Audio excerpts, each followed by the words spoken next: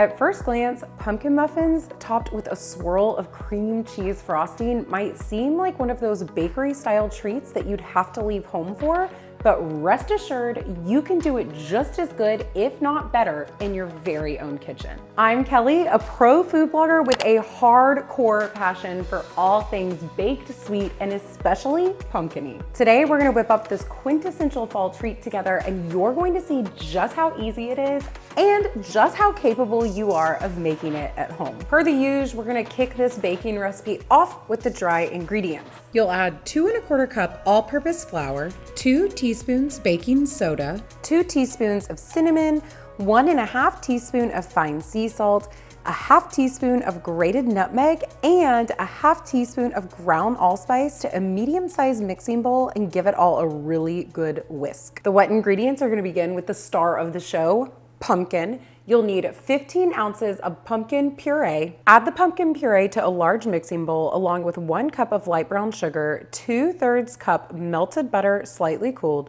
3/4 cup of buttermilk, 2 eggs. We're just gonna crack those into a separate bowl real quick and give them a good mix. Add those into the big bowl with the other wet ingredients along with 2 tablespoons of molasses and whisk it all together. Wet ingredients are done. Now we're gonna go ahead and add in our dry ingredients. All going in. Grab yourself a sturdy wooden spoon and give it a stir.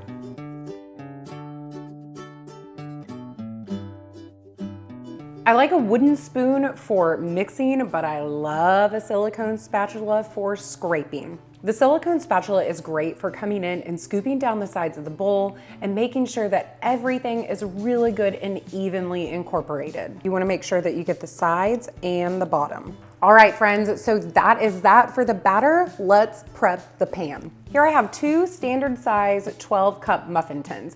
If you don't have 2 muffin tins, that's okay. Just bake 1 batch, take the muffins out, and then you'll add your batter and bake the second batch. The first thing we're gonna do is line the muffin tins.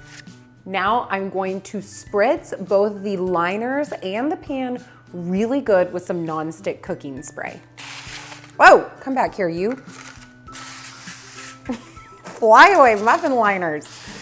My 100% most favorite way to scoop muffin batter is with an ice cream scoop equipped with a lever. Just gonna get a nice size scoop in here, add it right to the cup, spill it on the sides.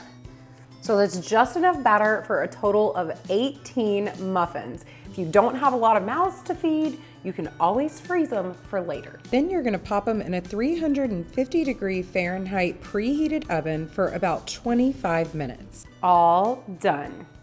While these are cooling, we're gonna go ahead and get things elevated to a bakery style treat and whip up that easy cream cheese frosting. Now there's absolutely nothing difficult about making a cream cheese frosting from scratch. The only thing you really want to be certain of is that your cream cheese and your butter are both at room temperature. This way they can both easily mix into one another and create a perfectly smooth frosting. You're gonna add 1/3 cup unsalted room temperature butter, 1 8-ounce package of cream cheese, also at room temperature, and a 1/2 cup of powdered sugar to a medium-sized mixing bowl. Then you're gonna grab your handheld mixer, start on low, and then crank it up to medium high speed until everything's looking really smooth.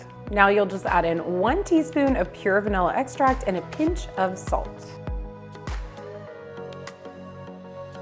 To swirl on that cream cheese frosting, I'm using a pastry bag and a round Wilton 2A pastry tip. Now to get the icing into the pastry bag, you're gonna start by snipping the end of your pastry bag.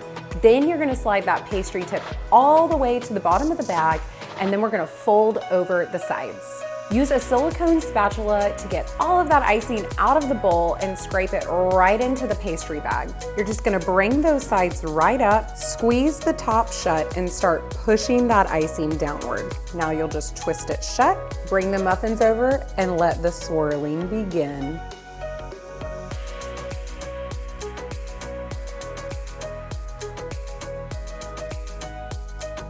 I promised you perfect pumpkin muffins, and this recipe delivers in every single way. And y'all, the deliciousness doesn't stop there. We've got muffins, cakes, crumbles, and more all loaded up in my fall baking playlist. Be sure to check it out next.